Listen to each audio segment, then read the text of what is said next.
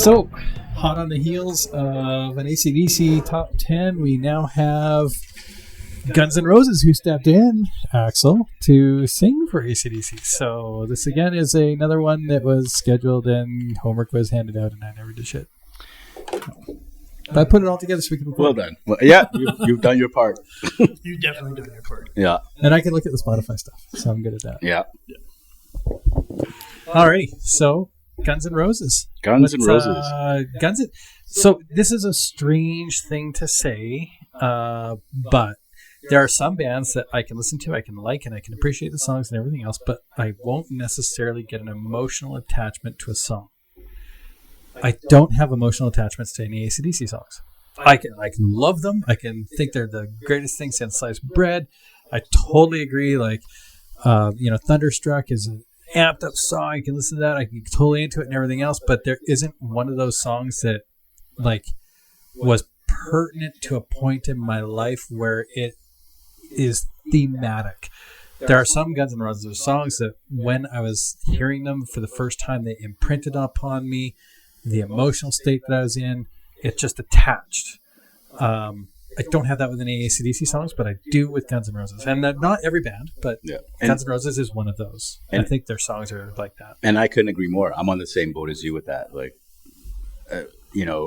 Guns N' Roses, like the Appetite album, that was the album that made me a rock fan.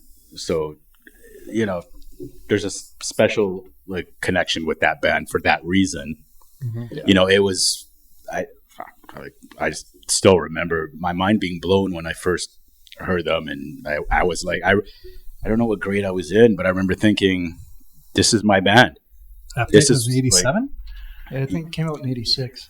Came out in 86, but I didn't hear it when I think I heard it like more like around 90, 91 was when I heard it for the first time. I think it was like in the 89, 90 range. Because I think like 86, I was 9. And there's no way I was listening to it at 9. Yeah. But maybe like 86, I started grade 11, 7. 12-ish. So I was in that 13-year-old. Yeah. Puberty, just entering junior high school, and Appetite for Destruction came out and changed my world. Yeah, I had the same thing as that too. Like it was one of those albums that was like, holy, because I liked a lot of like hair metal at the time. Yeah. Mm-hmm. I listened to Poison and Faster Pussycat and bands like that. And then Guns N' Roses came from the same place. They came from Hollywood and the Strip, just like all those other bands. But man, they were not fucking hair metal. They were not glam at all. It was just they brought that punk rock attitude to that hair metal. Yeah, like, it was that blend. Different, so heavier. And I think too that like they were I call Guns N' Roses maybe like a gateway drug.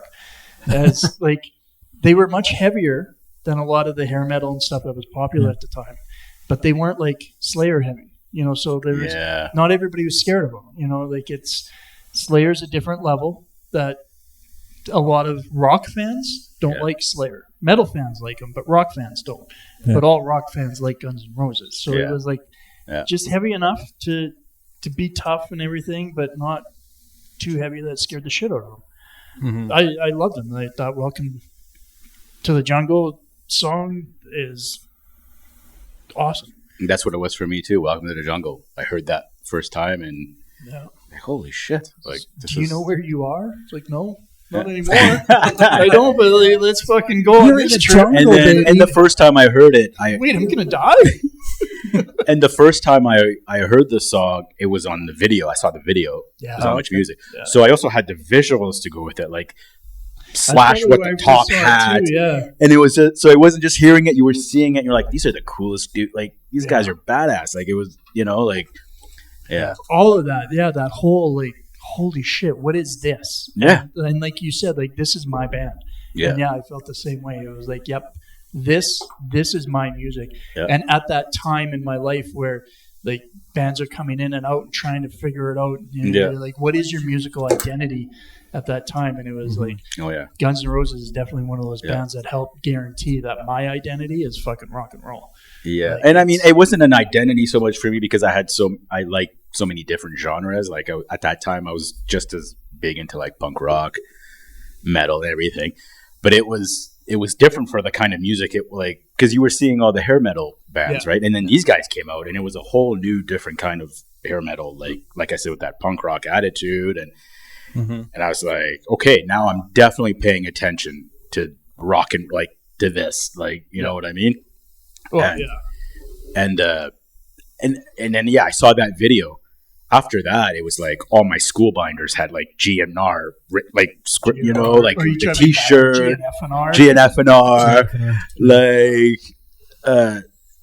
It was funny because I found, you know, when you were like, when I was in junior high, you did have the school photos. And you know how you would exchange it with your buddies with your photos. My buddy sent me a picture, like a friend of mine that I've known since 6th grade, sent me a picture with the back of it that I gave him like one of my school photos, and it had G and F and R just scribbled in the back. You know, it was just that band it just really had like a stranglehold on me when I first heard it. And it was all like, whenever I'd go out with the parents, like they'd take us somewhere like a mall or something, I'd always be running to the music store, like, what can I find that's GNR, and get my parents to try and buy for me like a shirt, or they wouldn't because they were broke, but I always tried. I still tried, but it was, you never get if you don't ask. Yeah, that album though.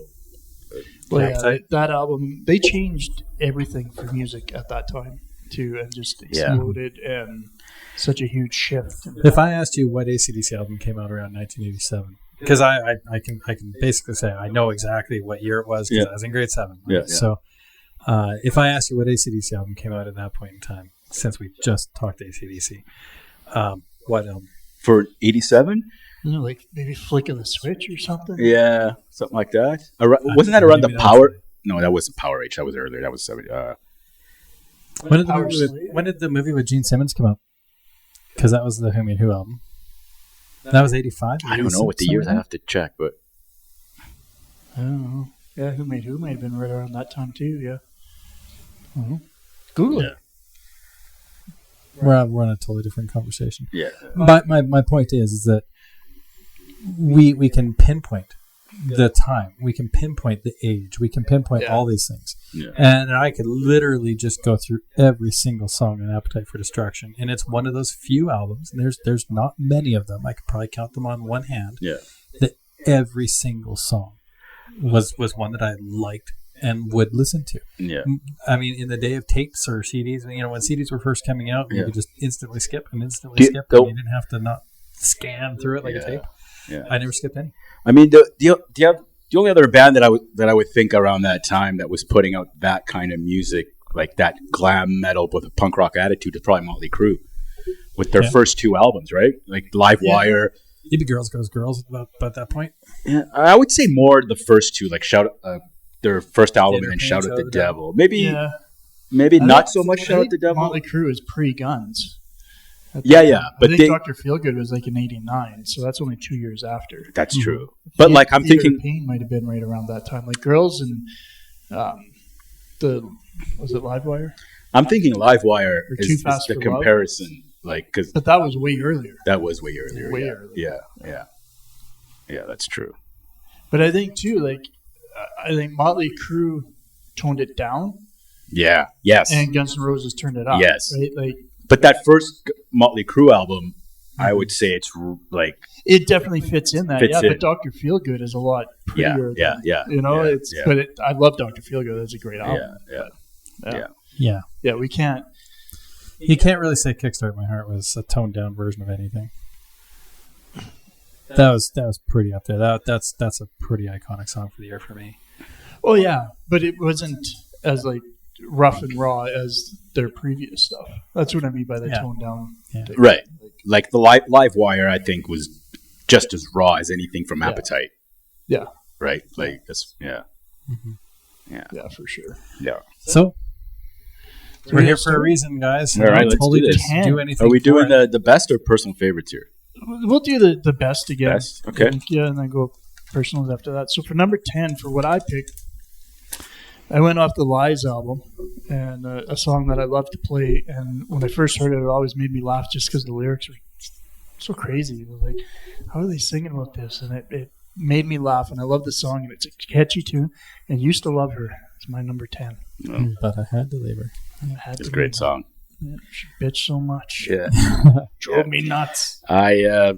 For my number 10, I went to Lies as well with One in a Million, which is song too, I love that song.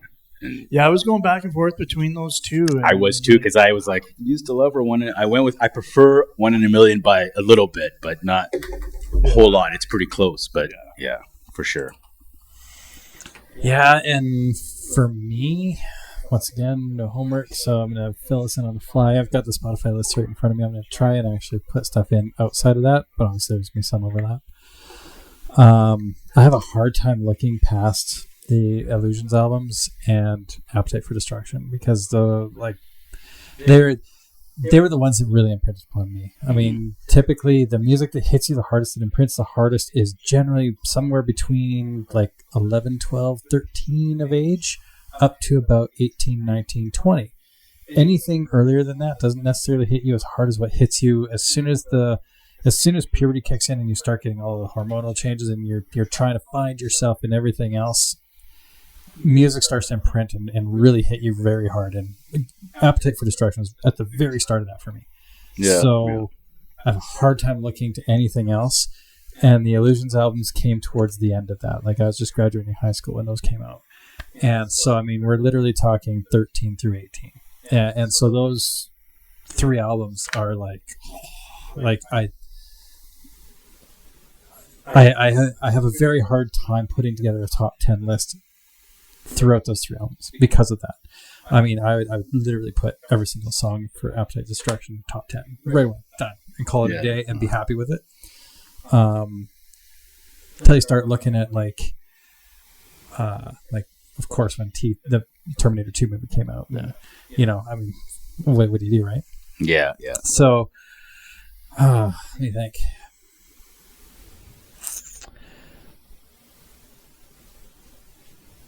I'm thinking maybe one of the ballads, because there were a couple ballads in there.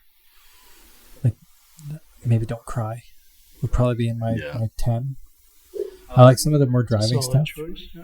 I think I like the driving stuff would be more my speed when it comes to the actual like tops for a top 10. But I think I would put in Knocking on Heaven's Door, Don't Cry. I go Don't Cry below Heaven's Door. Knocking's going to come, but it's not at 10. So I go Don't Cry. Okay. See, now do you include Knocking on Heaven's Door though? Because it isn't a Guns N' Roses song. They did it. It's on those albums. If we're excluding all covers from these conversations, then we should probably have that as a qualifier prior to making a list.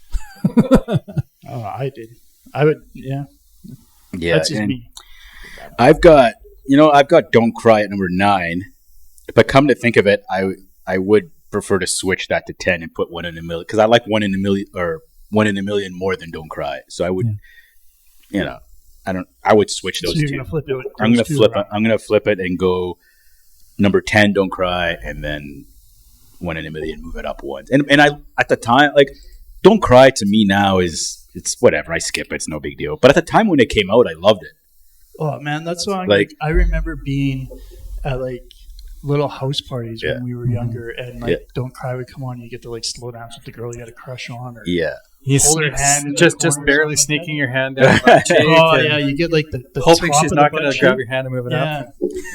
And like it's just all those memories that come in, or sitting around and smoking a joint, and you're sitting beside the girl you like, and then slowly like your finger touches hers or something, like all these little moments that you're like, a young teenager and getting those things in. And it's like, well, yeah, the girls love Don't Cry.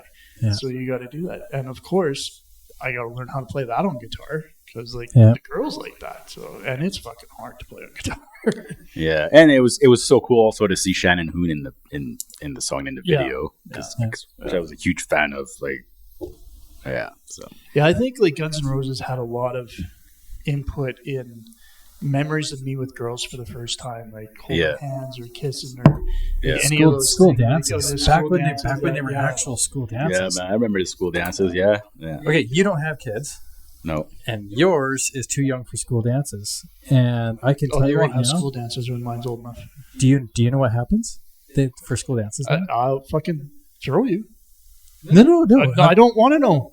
No, I know what I did. I don't want anybody doing that to my girl. No, you need to hear this. School dances take place in the gym during school hours. They're no longer a nighttime thing. Okay. They're fully chaperoned, and usually the lights are on. Okay, yeah, I'm good with that then. No, so gone are the day where it was like a Friday night, and oh man, half the kids that come to the school dances wrecked, faking it, of course.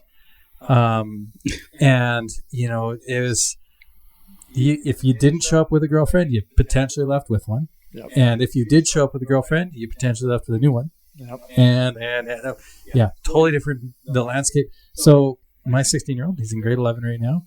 Still to this day, they don't have an evening dance. Like it's just not done because of the fights that would always happen afterwards, because of the substance abuse, any of the drugs and booze and everything else that were taking place. They've just basically stopped doing that. I don't know if that's because we're in Alberta at this point. Adam and I, we cut our teeth in high school up in the Yukon. Well, I didn't. My school dances were in Saskatoon. It's Saskatoon. All right. I mean, yeah, there's fights every now and then, but not. It was a different. Ours were every time after. Really? Yeah, there weren't many at the ones I went to. It was pretty tame. There's a basketball court at a school that was adjacent to ours that was surrounded in chain link fence that was like double height, so there was no climbing out, and it was like original UFC. Two guys would go in, and one would walk out. Yeah. Yeah. Yeah, sometimes it happens. The difference somebody is, lost their girlfriend. The difference is that when you're fighting the Yukon and it's like late October, it's freaking cold. Yeah, it's pretty cold. Yeah. But so the whole don't cry, slow dancing with the girls and everything else. Once again, 13 years old at the school dances, trying my hardest to find a base. Absolutely, hits all the memory slots for that one. Yeah. For sure. And I couldn't start off this list any better than that one. That's a good one. All right, number 8. So my number 9. Oh, you haven't said number 9. No. Sorry, my bad. Because you switched yours. Right. So I took over 9 and 10 because you got confused. Right, I switched it. Yeah, okay. So my number 9 is a song that Colin actually mentioned, and "You Could Be Mine" from the Terminator soundtrack. That's what I put down for number 9. We skipped out on the Spotify top 10, number 10. Oh, yeah. What Spotify say? Spotify has that one listed at 174 million plays, and that would be Civil War. Civil War is their number 10? Yeah. Mm-hmm. All right. Off to your number 9. You Could Be Mine. Yeah, threw that one on there just from the Terminator movie that was huge in the 90s when it came out. Good song, good video, like everything. You know, this one is very nostalgia. Yeah. For a lot of this, because this is those ages you were talking about, that 13 or 12. You Could Be Mine was right in that like high school, like it came out at a great and everybody time. loved Terminator. Yeah, and Terminator probably awesome. One of the greatest sequels of all time, movie sequels. Like in the movie, it's like I don't know, man. Grease 2 was pretty good. Yeah. One of the only movies where T2 may have actually eclipsed T1. Well, it's way eclipsed it. Like, but in terms of you'll never beat the original idea. Yeah. And you'll never. I mean, and it introduced it. We're going in a whole different path here, talking about movies instead of the music. But Terminator 1 did not have the soundtrack. It did not have so many different things, and T2 was just such a commercial juggernaut. Oh yeah, it was insane. Well, I think there was a time frame too where prior to that, movie soundtracks were like movie scores. Like there were songs for movies. Look at Dirty Dancing. Can't really say that one. Yeah, just hear me out on this. But a lot of the movies then had, like earlier movies had songs and stuff that were for it. They weren't like big hits or anything. And it wasn't until the mid 80s, early into the 90s where they started having like songs that were put out as singles as well as for the movie. And like big, huge, like you have a huge movie and you have a huge song to go with it and a video to go with it. And I think You Could Be Mine would fall in that class of some of the first ones that had that movie tie-in.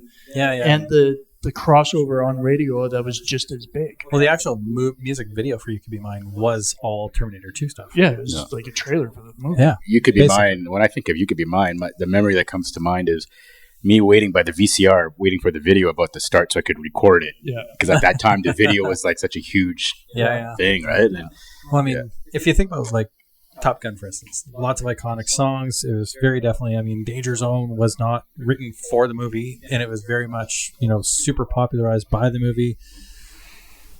But there was no music video that was tied to Top Gun or anything else. Whereas You Could Be Mine was very much tied to the movie, even though Guns N' Roses released it, and it was not released as part of a, T2 soundtrack only. It was just a song on their album.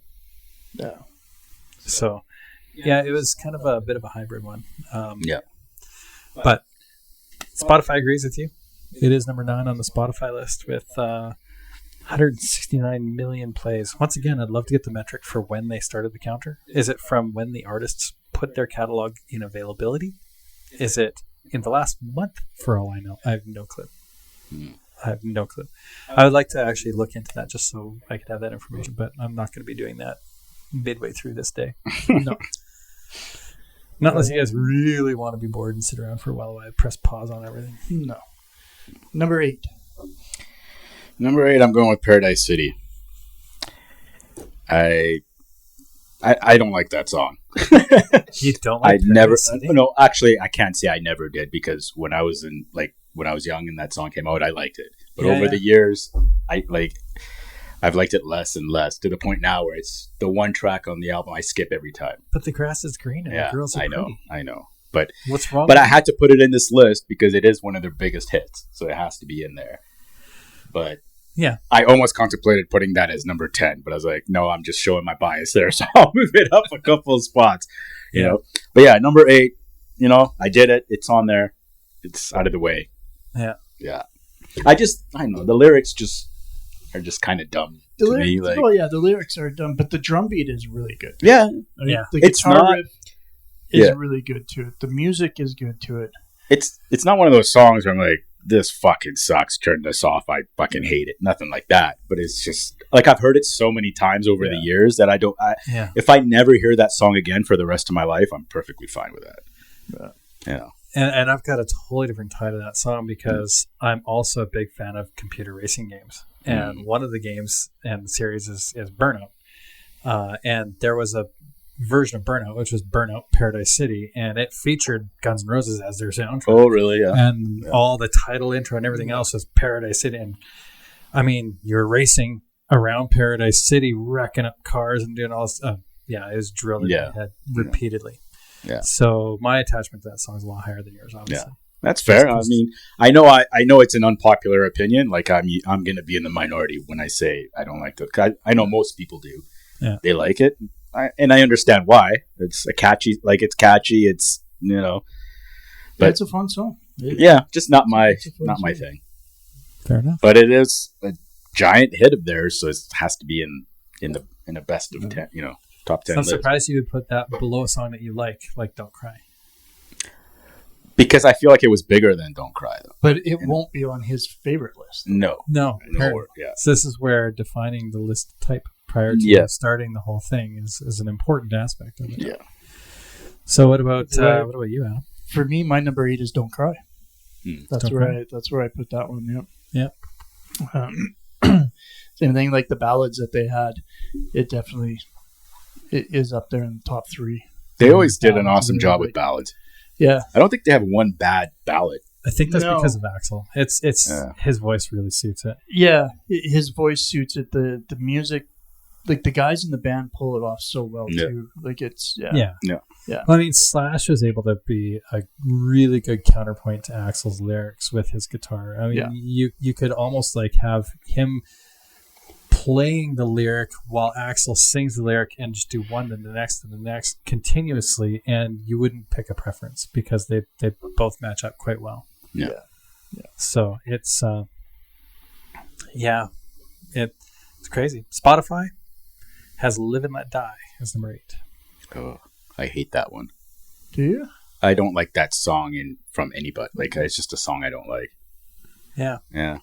It's I like it. Yeah. of all the I like Paul songs. McCartney's version too, though. That would be my favorite version of it, but even then, I'm not that big of a fan of that I think version. it's the orchestral aspects of things. I don't know what it is. It stands it outside of the rest of them for Yeah. sure. I can't even put my finger on why I don't like it. It's just doesn't do it for me. Like, it always gets skipped whenever it comes on. Yeah. And I don't hate it, you know. It's not like turn this fucking shit off, but it's just doesn't do it for me. So what are we on now? Number 7? Number 7, yeah. So I'm going to start out with, if you don't mind, Rocket Queen Oh, nice. is one of my favorite songs on there. And this shows how good the whole Appetite for Destruction album is, because I don't think Rocket Queen was ever truly released as a single from the album. No. But I remember my first listen through of that disc, or well, at the time that cassette, my first listen through, that song was just like, ooh, Mhm. I like this one. And there's some lines in there that is stuck in. And in fact, I stole one of their lines in my song that I wrote, that Time Like a Razor. I love that line, and I Yeah. flat out fucking stole that line and put it in the song I wrote. It's like a badass song. It is. I love that song. Yeah. Yeah, for sure. For number 7, I got You Could Be Mine. There we go. Yeah, like we already So talked we're not about. too far away on that one. Yeah. Yeah, I would have personally put You Could Be Mine higher. I would have probably put that up into the top 5. Yeah. Just because of the commercial success, the exposure to how many different people who are not necessarily rock fans, but were Terminator or Arnold Schwarzenegger fans, or just cinema fans on a whole, or I think Guns N' Roses on a whole would have found less commercial success without that song. I think it was pretty pivotal. That's a fair point, yeah. Can't argue with that one. Yeah. Well, I don't know. Appetite for Destruction was one of the best-selling rock albums of all time up until that point. Absolutely. Like, the commercial wasn't too much of an issue with them at that time. But Nope. It definitely didn't hurt. No. That's for sure. Yeah, and No. in the 90s, with grunge starting to take over, it was a good way of saying, hey, don't forget about us. Yeah. We're still here. Like, we're not gone. You know, like, you know. I'd be curious to see whether or not there was an uptick in sales of Appetite after the TT movie came out. So, like, in, say, 91, 92, 93, was there an uptick in Appetite sales? Probably. I don't know how much, but there's Because it's probably like a little bit at least. it's like Metallica selling Master of Puppets at this point in time, right? Yeah. I mean, there's an uptick because Stranger Things. Stranger had the Things, song. yeah. And so now there's a whole new cadre of fans that are coming in, and now they're getting exposed to all of these different things, and they're going back and they're looking at the back catalog. In Guns N' Roses' case, Appetite would be their back catalog for something that came out in a more popular media, being movies. Yeah. So I'd be curious to know if that was the case. Like I say, you're saying that it was one of the top selling albums by all means. Yeah. But at what point was it? Maybe, I mean, I'm not saying it wasn't when it first came out, but how much of that popularity came potentially because of the TT movie? I think anytime you put out something new, like as big as the T2 movie, for example, you're always going to gain new fans that you didn't have before, who got introduced to them by that and then went back to the earlier stuff. I think that happens, like that will always happen, right? There's because you get into certain bands at certain stages of your life, right? Like I didn't know about Appetite until about 91, when I got into it, right? Like, Yeah.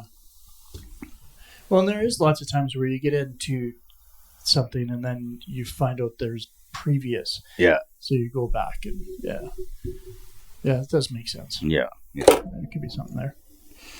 Okay, so we're at number 6. What do you got for number 6? I could put Paradise City at number 6. Number 6, yeah. Yeah. I've got Sweet Child O' Mine at number 6. Oh, really? Yeah. Number Huge. 6 for that one. I know. Ooh. Yeah. Huge single. Monster hit. Monster hit. Monster hit, yeah. And, looking at it now, I probably should have had it a bit higher. But I'm going to keep it as is. Like, I'm going to go with number 6, yeah. Yeah. Again, it's also one of those songs I've heard so many times. Much like Paradise, I like it way more than Paradise City. Yeah. But if I didn't hear it for a long time again, I'm okay with it because when that song came, like I remember when I first heard that song, I would be playing it all the time. Like it was that guitar intro and everything. It was all and it's still a great song to this day. But radio play just sometimes kills. It does, Yeah, it definitely does. Yeah. Spotify's number 7 song is Patience. Well, yeah. And that one has 289 million plays. And I was contemplating before you just launched it at number 6 there. I was contemplating whether or not that would be in my top 10 on a whole. Sweet Child of Mine? No, Patience. Patience. Oh, yeah. Yeah. I mean, great song. Love the song. There's just so many. But you don't think the Lies album existed. So it makes sense that you don't agree with that. Well, it's not that I don't agree with it. I was just wondering where it sits within. Yeah. Because that's why I say I question whether it would be in my top 10 because I literally do question it. I'm looking at it going, would I have put that in my top 10? And I'm not entirely sold that I would, but I can understand why it's there. Yeah. Mm-hmm. But going into number 6, what did you have? Sorry, number 6, Sweet Child of Mine. Sweet Child of Mine. Okay, yeah. What's yours? Paradise City. And Paradise City for that one. Gotcha. I still think. You know what? I might go with Paradise City on that one at number 6. Match up with you on that one. Yeah. Spotify does have it. It's a little higher up the list. So you would go Paradise City at 6, meaning would you put Sweet Child higher or lower than Paradise City? I would personally do Sweet Child higher. Higher, yeah. Okay. The Spotify list has Knocking on Heaven's Door, which again I would. I'm hard put on whether I'd have that in my top 5. I think I'd probably go number 5 on Knocking on Heaven's Door for myself, just because it's that whole slow dancing thing in high school. That was in 91 for that one, or 92, somewhere in there. But we're talking as in grade 11, grade 12. I mean, these were that was where, unlike grade 7 where Appetite Destruction was, and I was Don't Cry, and I was trying to maybe can I touch a button? It's like, okay, but now I'm in grade 11, 12. Guess what I'm doing at those dances? We're in a different grade now. The bases are set up a little differently, and the bases that I was hitting when it came to Knocking on Heaven's Door was just a different. It was a different era, put it that way. Definitely was. And I was definitely knocking on Heaven's Door. Yeah, that's one I never liked too. Like if I made a top 20 GNR list, it wouldn't make the top 20. Yeah. Really? Yeah, but then again, that's one of those songs where I like the Eric Clapton version. Really? Yeah. And that's probably it. No? The like reggae shit that he does. Tell me how you really feel. Yeah. It's fucking horrible. No, to me that's the best one. I'm quite disappointed that Eric Clapton did something like that. Yeah. I might have to listen to that one again because it's been a long time. But I remember liking that one. It's pretty bad. More than any. Well, that's what you say. Oh, yeah. It's true. But I'm sure Eric's mom thinks it's good. So me and Eric's mom then, we're on board with. There's at least 2 of you. Yeah. Yes, true. And it has been a long time since I heard the Clapton version. So if I hear it again, I may change my mind. But I don't think it's worse than the GNR version. We'll hear it after we're done, and then you can comment. Yeah, or maybe am I thinking of the Bob Dylan version that I like? So Bob Dylan's version is just awesome acoustic guitar. Right. Eric Okay, Clapton maybe did this weird. Okay, I'm thinking of Bob Dylan. I'll have to listen to it after because I don't know. Maybe I'm confusing the two, but. Yeah. Bob Dylan's version is really good. Okay, we'll have to hear it after this one. That was before he started speaking with a harmonica in his mouth. You could actually understand what he was saying there. Oh shit! Okay, we're going number 5. Fair enough. Go with number 5. Yeah. Number 5. I'm going to go with Civil War.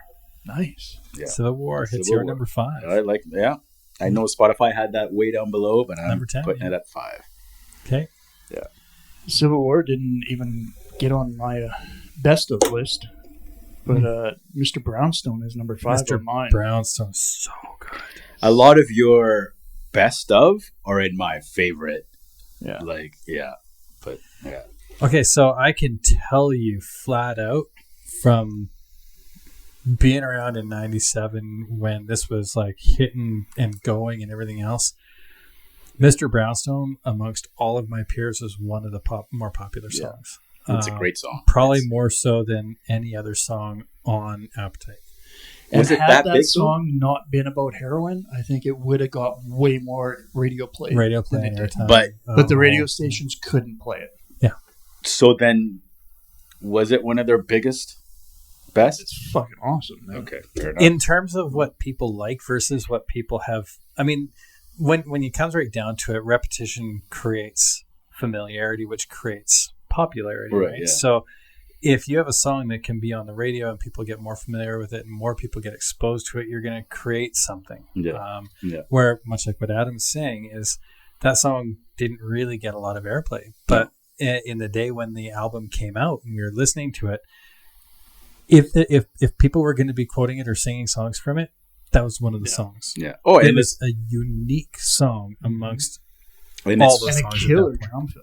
Absolutely. Absolutely. And it's one of my favorite GNR songs. I just don't know if I would have put it in the best just because as far as how big it was. Yeah. I would have but it is one of their best. So it's not that you're wrong in putting it there because it is one of their best songs. But I'd have probably put Mr. Brownstone in my top 3. Top 3, hey? Yeah. Well, just wait. Yeah. Well, it can't be yours because you literally put it 5. No, I put it in 5 on the best Guns N' Roses songs. Okay. We haven't talked about my favorites list yet. Gotcha. Okay. So I'm making one kind of blended list because I can't do there.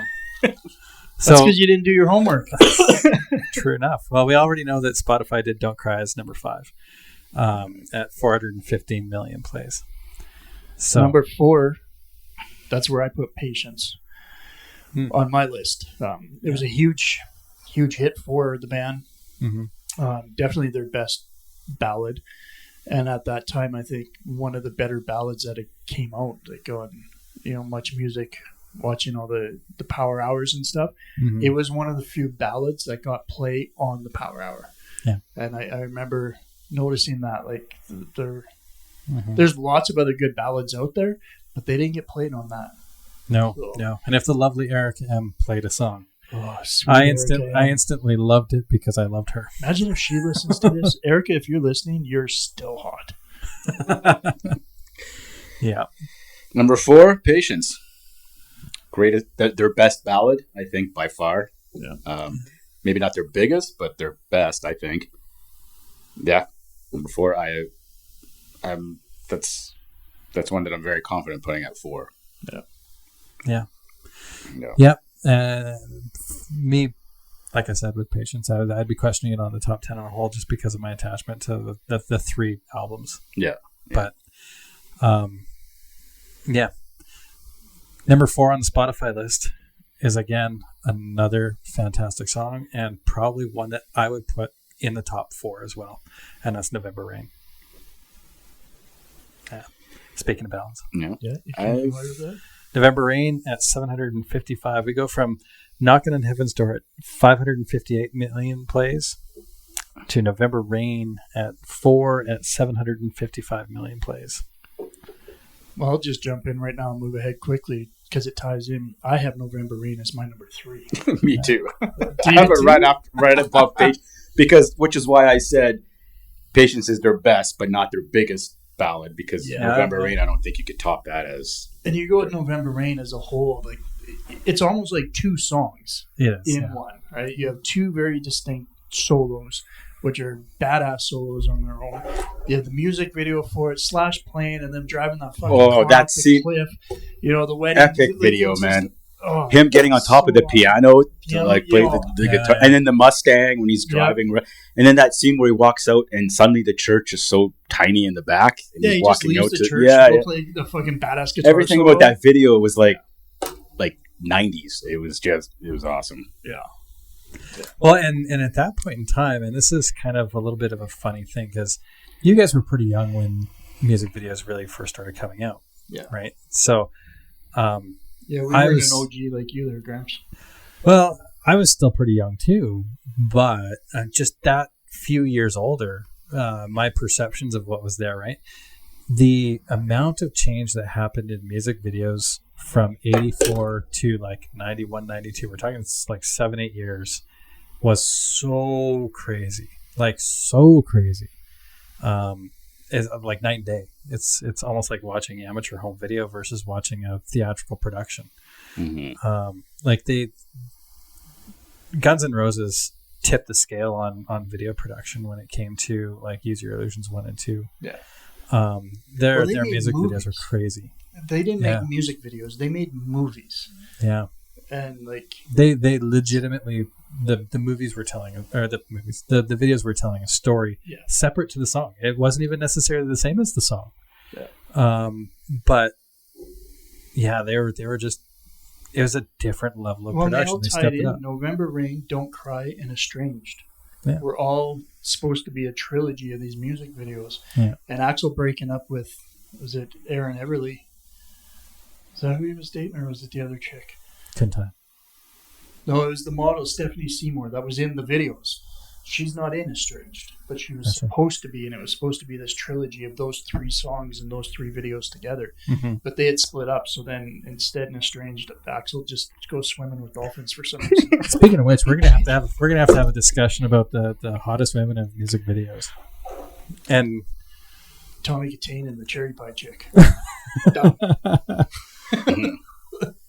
Yeah, David Coverdale had a girlfriend in one of his videos. I do recall on the hood of a car. Yeah.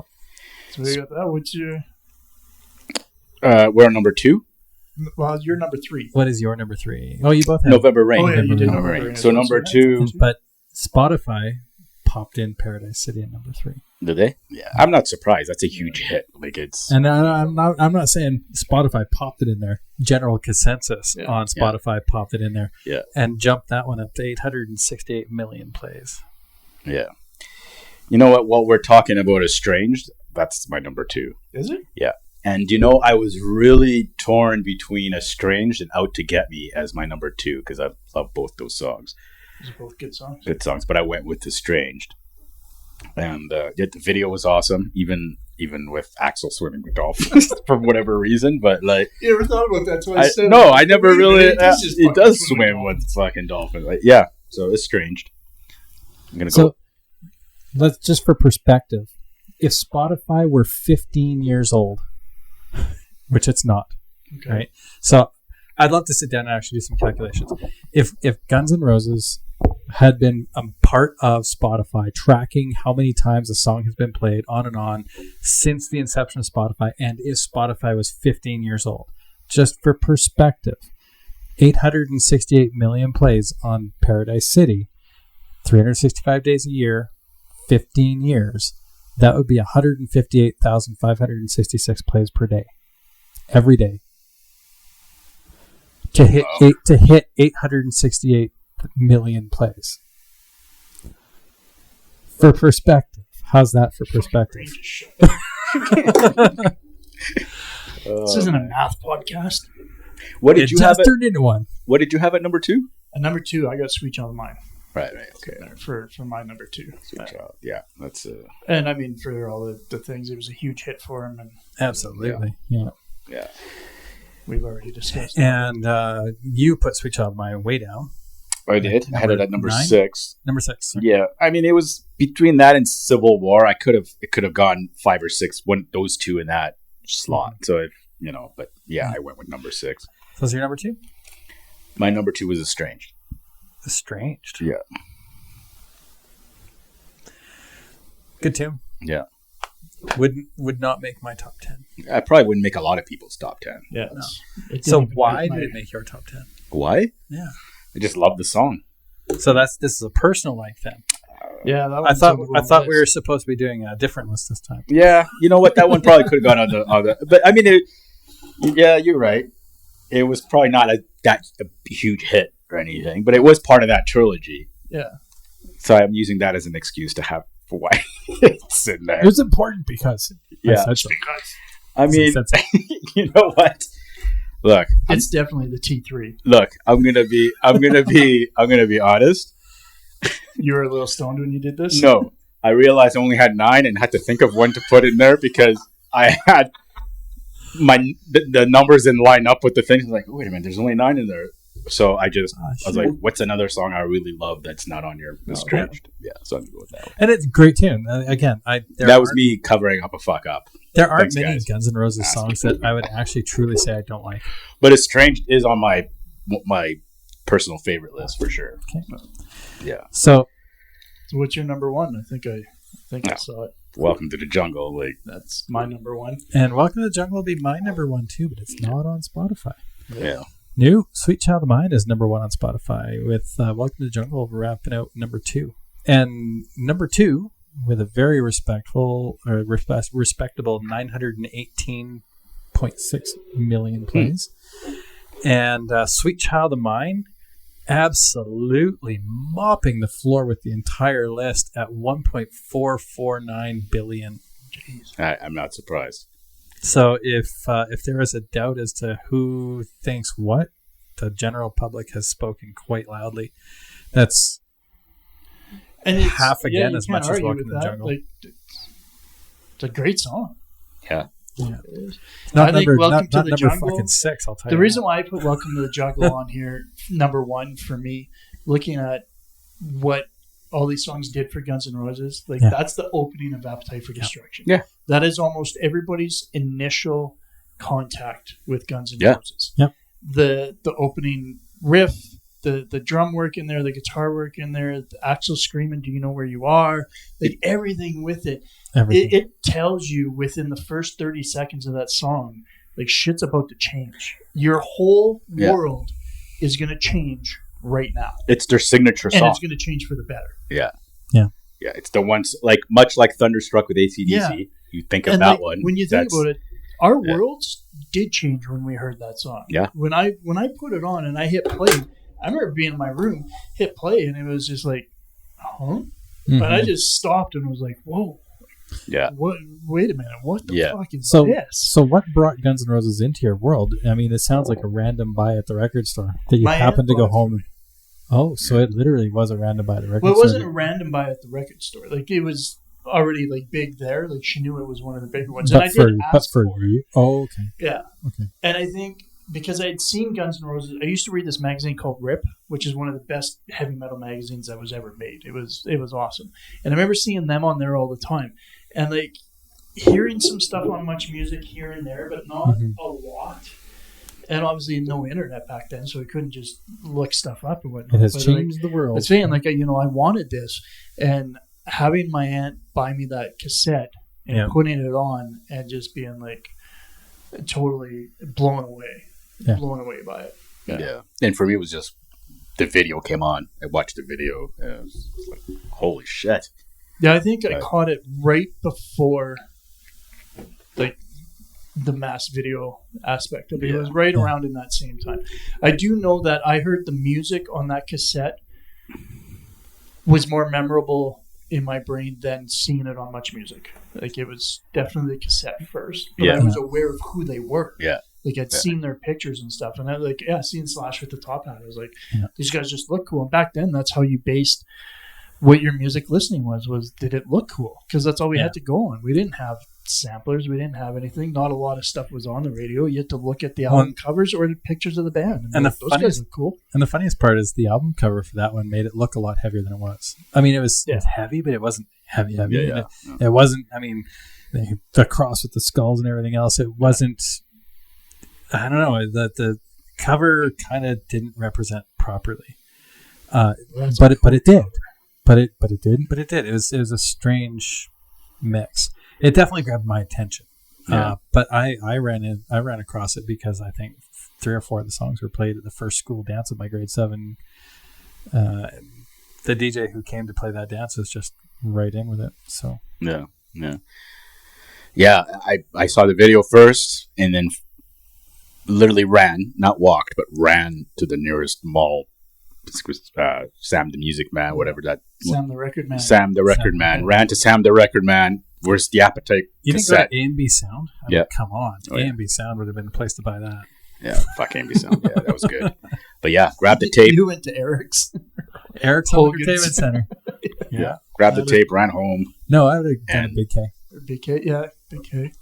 Yeah. We didn't have any of those ones up in the Yukon. We just had we had stores named after the owner's kids. Pretty much. Yeah. But yeah, that whole album, like, just... Oh, it's an amazing album. It's an amazing album. I think it goes down... Appetite for Destruction is in that same conversation as in AC/DC Back in Black, as Metallica Master of Puppets, Pink Floyd. Mm-hmm. There are certain albums that touch more than just like a specific genre of listeners, like that. Appetite is one of those ones. Define them, yeah, and that's it was just when the pedal hit the ground, when the rubber hit the road, if you will. It was at the time of my life when that came out. It was pivotal. So there's a similar time frame for me would be like Nirvana when Nevermind came out. Was the same type of a thing. Both at different times in my life, but both equally pivotal. Master of Puppets was again another one. But they weren't at different times of your life, because Nevermind and Use Your Illusion 1 and 2 came out within 35 days of each other. Yeah, same time. That whole 1991 was that meme that I sent you at Nevermind, Soundgarden, the Pearl Jam, Peppers, 10. Pearl Jam 10. Yeah. GNR Use It. Like, it was just this Metallica Black Album. All of that was that one. That was summer, like 35 days. All those albums came out 35 days. The greatest 35 days in music. As far as releases go, like, what 35 days pumped out that much quality classic albums? Like, fuck, it just kills me hearing classic. Yeah, we're that old. Yeah. Oof. Oof. No, that's Deep Purple is classic, not Guns N' Roses. What are you talking about? That's so old. Now that we got the GNR, the best of, we move on to our favorites real quick before we wrap it up here. Okay. I got it. My number 10 song is 14 Years, which is off the Use Your Illusions, and I like the tune. I like the acoustic guitar, and I've always liked acoustic rock for some reason. Mm-hmm. So what I got there, I got Patience at number 9. Used to Lovers, number 8. 1 in a Million, 7. Civil War is 6. Double Talk and Jive is number 5. I love that song. Don't Damn Me is number 4. Welcome to the Jungle, number 3. Rocket Queen 2, and Mr. Brownstone is my number 1. Number 1. Guns N' Roses song. Yeah. And it's strange that Mr. Brownstone doesn't feature on this list at all, because on the replayability and the fun of the song and everything else, I'm so surprised it is not even on this top 10 list. I'm so surprised. I think it's one of those songs that got hidden. Shoved underneath the cupboard, if you will. Yeah. Or swept under the carpet. Yeah. It should be more love. It's awesome. Yeah. For sure. For me, so at number 10, I got Attitude. Oh, their cover of Attitude, which is one of my favorite songs. So Rob's just going to list the track listing for Spaghetti. No, but see, there's a lot of awesome. Like, this is my chance to list the covers. So. Yeah. Number 9, I went with Rocket Queen. Number 8, we're with number 8, Estranged. Mm-hmm. Number 7, Down at the Farm. How was it 8 on that one, but 2 on the other one? Because the other one was improvised last minute. So Down at the Farm at number 7. Number 6, Patience. Number 5, Mr. Brownstone. Mm-hmm. Number 4, their cover of Raw Power. Number 3, Out to Get Me. Number 2, Welcome to the Jungle. And number 1, Night Train. Nice. Night Train. Yeah. Another song that should be on the top 10 that list, one is not on the top 10 list. Yeah. That's another one that was like one of those hidden. Yeah. Like, that's easily my number 1 of all their stuff. Like, that's... Yeah. So GNR doesn't have a huge volume of ballads, but pretty much all of their ballads would be on a top 10 favorites list for me, just because if I'm going to listen to a rock ballad, it would probably be one of those that would come to my mind. Yeah. And you said the perfect words right there, rock ballad, because they were so good at putting both. Lots of other bands at that time, like the Warrant and Poison and those bands, when they did ballads, they were more slow songs. Yeah. Like Every Rose Has Its Thorn is a slow song. Almost like but a pop slow song. Yeah, there's no rock to it. And Guns N' Roses was really good at keeping the rock in while slowing it down. Yeah. Even Patience, it's much slower at the start, but near the end when it kind of builds, that guitar shuffle that he does, that's a rock and roll feel to it. Right? Yeah, man. And that's where they keep that rock in. So you saying rock ballad, it's perfect. Yeah. Yeah. So I would try to sneak those into, on a personal preferences list, I'd probably try to sneak any and all of the GNR ballads into that list. And then just populate the rest of it with predominantly Appetite, but a few songs off of the Easier Illusions. Because You Could Be Mine would have to be up in there for me. Yeah. Paradise City is definitely up in there for me. Welcome to the Jungle, Sweet Child of Mine. I have a hard time not just listing the tracks off of Appetite. Yeah, and those covers on Lies, like Mama Kin and Nice Boys, I wanted to fit those in, but it's like Mama Kin is amazing. Mama Kin was their cover of that was when awesome. I listened to their version of Mama Kin, and I listened to there's a live version of Aerosmith doing it, and I can't remember where it's from, but I think it's from the 70s. They sound so similar. Yeah, like it's crazy how close that those two versions are, and I really like that because it's like they really paid tribute to Aerosmith on that by playing it that way. So now that you say that, we talked before about the smooth transition of Bon Scott to Brian Johnson. I bet you Steven Tyler to Axl Rose would be a really smooth transition. I bet you Axl Rose could do really good justice to Aerosmith. Yeah. I don't know if Steven Tyler would do justice to Guns N' Roses. No. But I think the other direction go really well. More so than what I would ever think of Axl Rose going and doing AC/DC for anyways. Yeah, because you imagine hearing Axl hit those high notes and Dream On. No. That would be amazing. Oh yeah. Yeah. Yeah. If I had a celebrity karaoke type thing, having Axl do Aerosmith would be on my list of things to hear. I never thought of that. Axl doing Aerosmith, like I never thought of that either, but that's a good. I don't know. I'm not 100% sold on if it would be good, but I'm not. I don't. Could be. I don't know. Well, he can play piano, so Picture Axl, if you're listening, can you just do us a favor and cover "Dream On" for us? Or "Dream On," yeah. I could just totally picture him just filling in those shoes, filling in really, really well. His tone would lend well to the song. Yeah. He would not be Dio to Ozzy in Black Sabbath. He would be. I think he would be the Brian Johnson to Bon Scott. I think he would come in. He'd be able to do the back catalog and do it justice and potentially do better things. Well, he's got the vocals that he can sing fairly low, and his high notes are great. And I saw them in 2017. Yeah.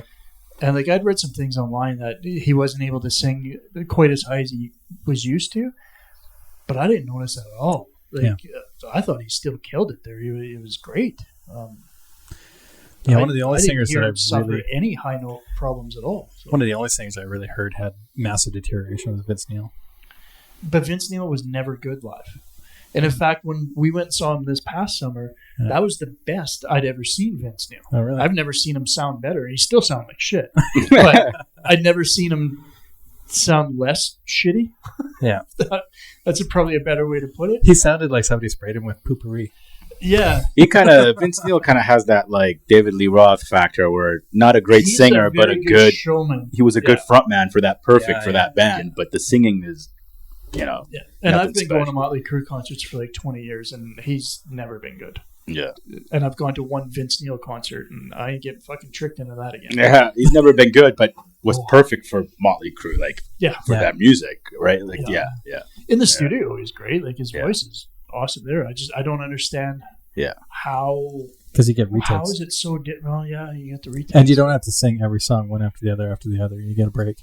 But in that theory, then he should at least... The first song should sound good. He sucks right out of the gate. It's fucking bad as soon as, right at the start. It's not even like as the night goes on, it drops. He starts at a fucking like 2. Huh.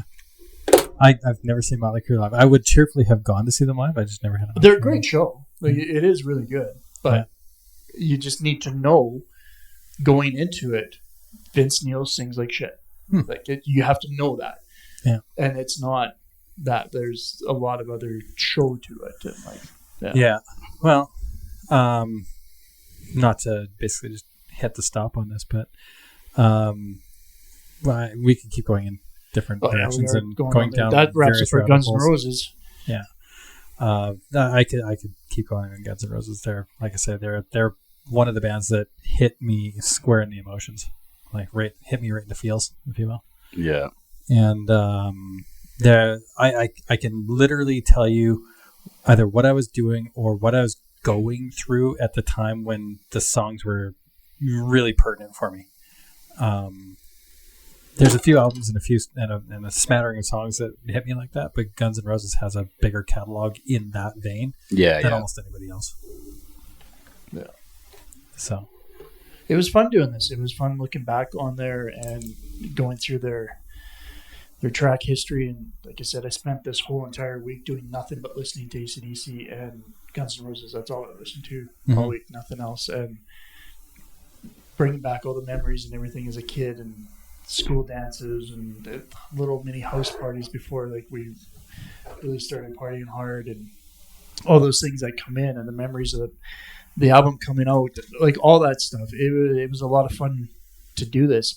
It's also really hard to make these lists. Like it sounds really so easy before you start, right? Yeah, because then I got my thing and like my number 10, and then Rob says his number 10. I was like, oh shit, that's a good one. Like I should have done that, right? Like it's so yeah. Well, you almost have to look forward to more of these. You almost have to write a top 30, and then here's your top 30. Now order them. yeah. Because you're gonna as soon as you're like, oh yeah, I've got my top 10. Oh crap, I missed the next 25 songs. And it was pretty cool to go through all the songs. Like there's songs you forget about, you haven't heard in a long time. Like, oh fuck, I forgot how good this song is. Like that's what 14 years did. I had it on at work, and then like, that song come on. I remember I just dropped my pen, and I was like, fuck yeah. Like, I forgot about this song. Yeah, my coworkers definitely had a good week too. Yeah. Yeah, it's surprising how much we forget about the moments from the past that were so, just so bright, so vivid, and you move on and you keep going and only stopping and literally smelling the proverbial roses in this particular case. Do you actually get taken back to those points? But I mean, you can stop and you can hear the song and instantly be transported, and it's one of the few mediums that allows you to do that. I can watch a movie and I can remember a certain amount, but it's not going to be the same kind of transport back as music. No. Music can make me smell things. You can't rewatch Friends and go back to the 90s. No. You can't rewatch Top Gun and go back to the 80s. Friends sucked anyways though. Why would anybody want to watch that you show? Can listen to Smells Like Teen Spirit and be like, oh yeah. Yeah. I have a 16-year-old living with us at this point in time, so I just have to walk down the hall and I can smell Teen Spirit. Yeah. Anyways, on that note, that's it. We're done. Thank you for another episode, guys. We appreciate it. It was a lot of fun. Good times. Anybody listening, like, subscribe, tell your friends. If it sucks, tell us. If it doesn't, tell everybody else. And send us money. All right. Thank you. Bye. It's all about the Benjamins. All right. Ciao.